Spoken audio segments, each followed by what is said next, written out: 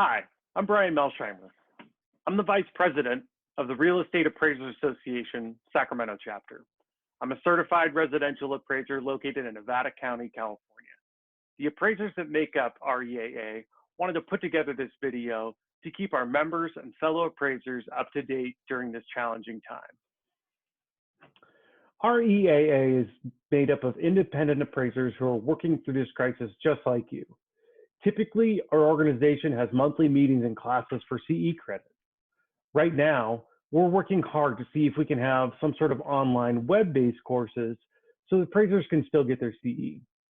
When the law allows us to, we do plan on resuming our normal monthly meetings and classes. We know that many appraisers are still working business as usual. Many appraisers are not doing interior inspections, and some have suspended their business altogether. There are so many business decisions to be made during this time. We are not here to tell each appraiser what to do and what not to do. We are here to discuss some current local and state regulations, do a little USPAP review, talk about best practices when doing inspections, possible disclosures to include in your reports, and some other useful resources for appraisers. I want to remind everyone, I am not a lawyer, nor do I represent your E&O insurance company. This is in no way legal advice, so please contact your lawyer and your E&O insurance company for questions on your coverage.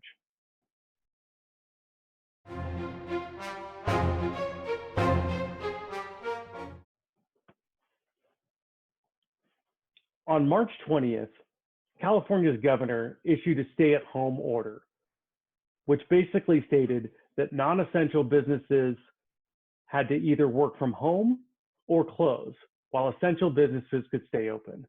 The question for appraisers is, are we considered essential or non-essential? We've gotten some clarity.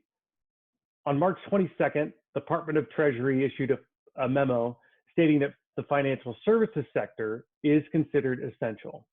While this doesn't specifically mention appraisers, it does state that workers in the financial services sector who are needed to process transactions are considered essential. Also, the Department of Homeland Security updated their critical infrastructure list on March 28th. It states that other community and government-based operations and essential functions such as residential and commercial real estate services, including settlement services, are considered essential. And because the GSEs have issued guidance specifically on appraisal-related transactions, the government considers this essential. Now, we have had local guidelines that supersede this state order. At the end of March, many counties updated their stay-at-home policy with different standards and clarifications. This included many of the Bay Area counties, Sacramento counties, Yuba, and Sutter County. This provided clarity for service providers that enable real estate transactions, such as real estate agents. I would say this includes appraisers as well. It specifically states that appointments must occur virtually. If that is not feasible, no more than 2 visitors and 1 showing the residence are able to be inside a property. Except, and this is the big except, that in-person visits are not allowed when the occupant is still residing in the home. Again, I'm not a lawyer, but to me, this appears to be that appraisers are not allowed to inspect occupied homes in these counties. So it's real important that you know your local guidelines and know which counties you are conducting appraisals in or inspections in to know what their guidelines are. And these changes are happening on a daily basis. So it's imperative you pay attention to those changes and know what's going on in your local area.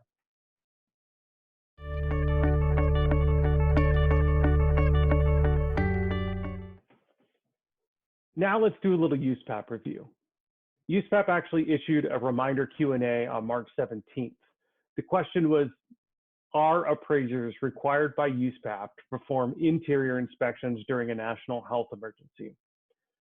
The answer is no. USPAP actually doesn't require any sort of inspection for any assignment. But when an interior inspection would be customarily part of the scope of work, a health or other emergency may require an appraiser to amend that scope of work and make an extraordinary assumption about the interior of a property. Think immediately after wildfires, floods, or hurricanes. It's very common for it to be unsafe to enter a property, so you would have to make extraordinary assumptions about the interior. Assignments with other inspections are permitted by USPAP as long as the appraiser has a reasonable basis for an extraordinary assumption. If you have an MLS description and photos and have verified with a realtor that this correctly represents the interior of a home, you have a reasonable basis for an extraordinary assumption about the interior. If you have interviewed the homeowner and have interior photos from the homeowner, you have a reasonable basis for an extraordinary assumption about that interior. The key is that all appraisals must result in a credible analysis.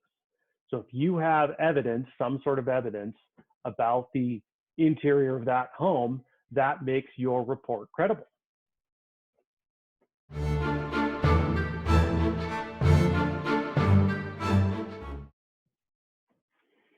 I'm sure you are all aware that government-sponsored enterprises, or the GSEs, have issued new memos regarding appraisal flexibilities due to the coronavirus.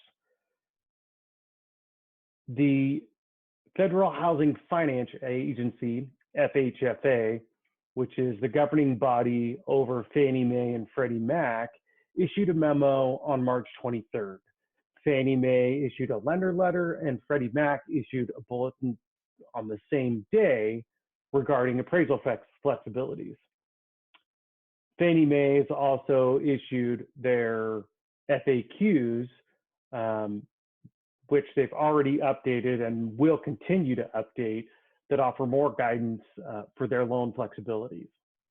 FHA has issued a mortgagee letter, USDA made an announcement, and VA has actually issued 2 circulars as of today regarding their appraisal flexibilities. Now, I've created a website on reaa.org/COVID that has links to all the updated guidelines from each GSE. We've also put together a matrix that more or less shows which form and which appraisal inspections that each GSE wants. It is very confusing, so please review each GSE's guidelines for every single order you may get. Kind of a brief synopsis that all the GSEs prefer an interior inspection over an exterior or desktop inspection when it's possible. Now, this is when it can be done. Let's just say, for instance, vacant houses. Might be safe to do an interior inspection all the time on those, so that's what they would prefer. Each GSE has different rules about when it's allowed and what form it goes on. For the most part, interior inspections and desktops go on the 1004 form. Exterior inspections go on a 2055 form, with the exception of FHA, which only allows 1004s. The AMCs or lenders will decide which product that lender prefers. So please pay attention to your client and your order. Also, you've got to pay attention to that GSE's specified modified scope of work. Each Fannie Mae, FHA, VA all have modified scope of work that should be included in every report. Again, please use reaa.org/COVID. Those have the links to those GSE websites where you can get their specific scope of work for each order.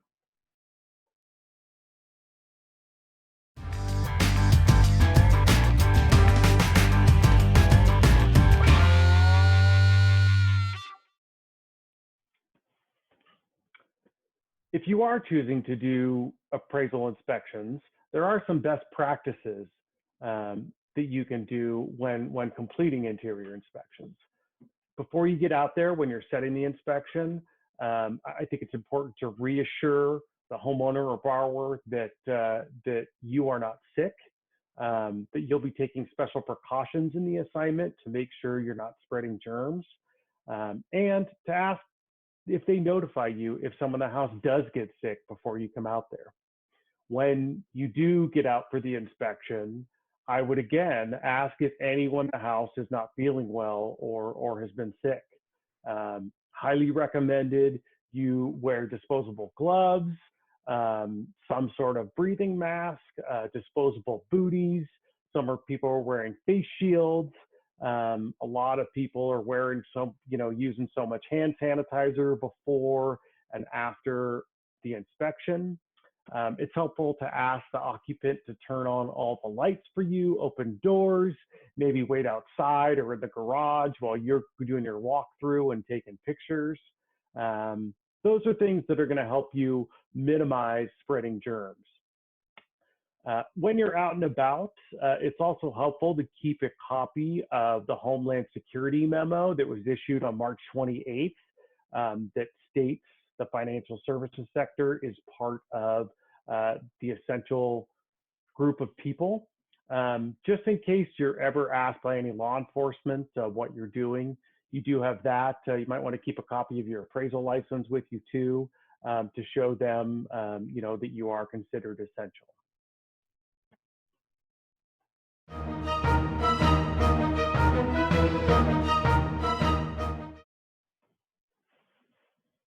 Possible disclosures to have in your appraisal reports.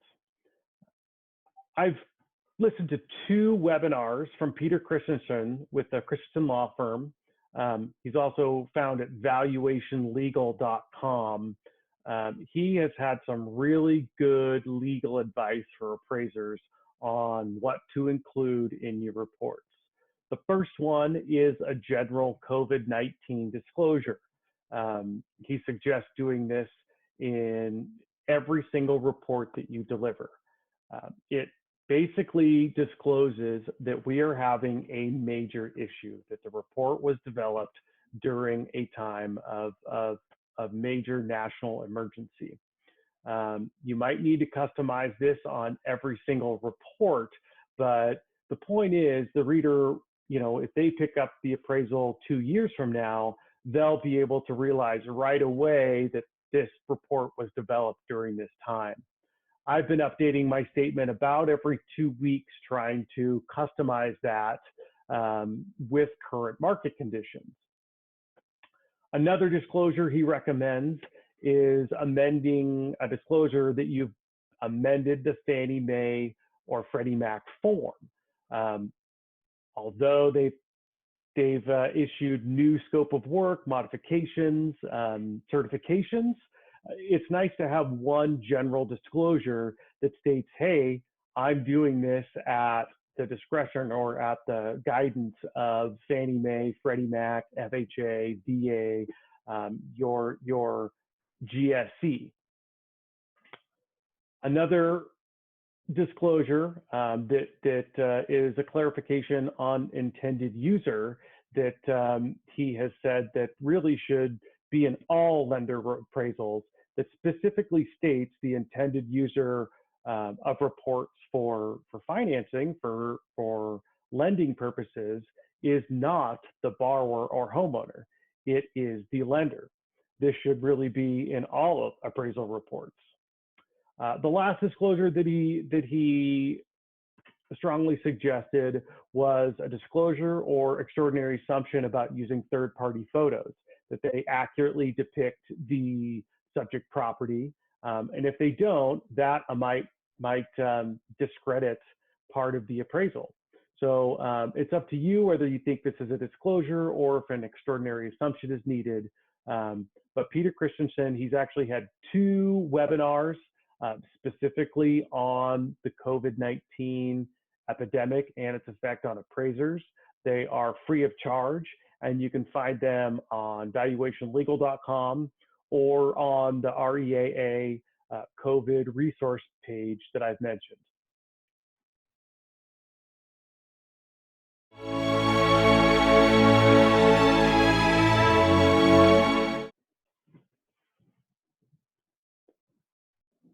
And lastly, some resources for appraisers out there. Like I've mentioned, REAA.org/COVID. That's a link to all the GSE guidelines that are out there. There's some guidelines from the CDC. I've also set up a Sacramento chapter resources page, North Bay chapter resources page, East Bay chapter resources page, Central Valley chapter resources page, and Victor Valley chapter resources page. And if you click on those, that'll take you to anything within that local region that might be applicable. So Sacramento's has a link to all the county guidelines that are out there, the shelter in place, the stay-at-home guidelines that are out there.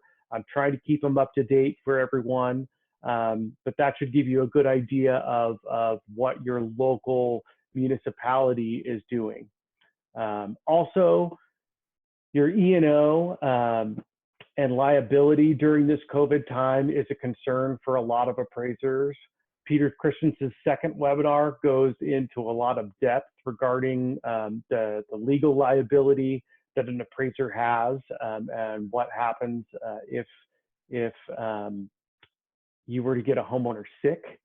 He also covers a new disclosure from the California Association of Realtors that agents may ask you to sign before entering a property. So I highly recommend both of those webinars. Another resource for appraisers out there, there are bailout package loans that came through on the second bailout package that was approved by Congress, specifically the Paycheck Protection Program, PPP, a small business loan. Also, unemployment has been approved for self-employed individuals. I don't believe the California Employment Development Department has that set up quite yet in the state of California, but it's coming soon.